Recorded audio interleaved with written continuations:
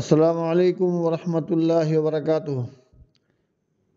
جلال آباد سے مفتی عبدالستار عرض کر رہا ہے کہ حضرت مولانا اسماعیل بھوٹا صاحب کی وفات ہو گئی۔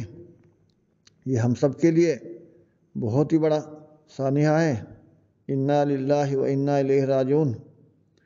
تو اس موقع پر بندہ تعزیت پیش کرتا ہے اور عرض کرتا ہے بسمہ سبحانہ و تعالی حامدا و مصلیہ۔ سانحہ ارتحال، العین تدمع والقلب یحزن وانا بفراقک یا مولانا لمحزونون۔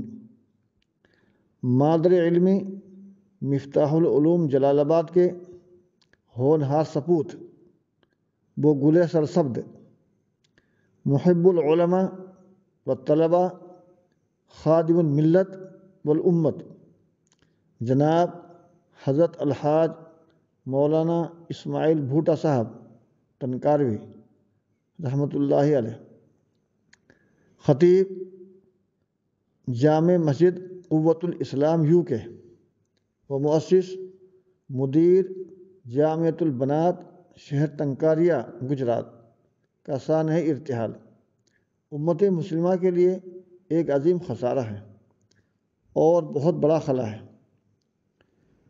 ہزاروں سال نرگس اپنے بے نوری پہ روتا ہے۔ ہزاروں سال نرگس اپنی بے نوری پہ روتا ہے۔ بڑی مشکل سے ہوتا ہے چمن میں دید اور پیدا، بڑی مشکل سے ہوتا ہے چمن میں دید اور پیدا۔ مولانا موصوف مفتاح العلوم کے قدیم فارغین کے سرخیل اور چوٹی کے فضلاء میں سے تھے۔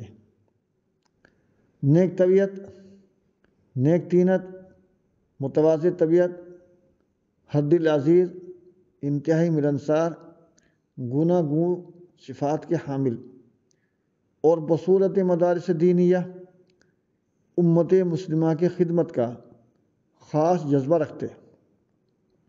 خداوند کریم مولانا کی ہمہ جہات مساعی جمیلہ کو تمام عالم میں جاری و ساری فرما کر مشکور فرمائے اور ان کے لیے ترقی درجات کا ذریعہ بنائے۔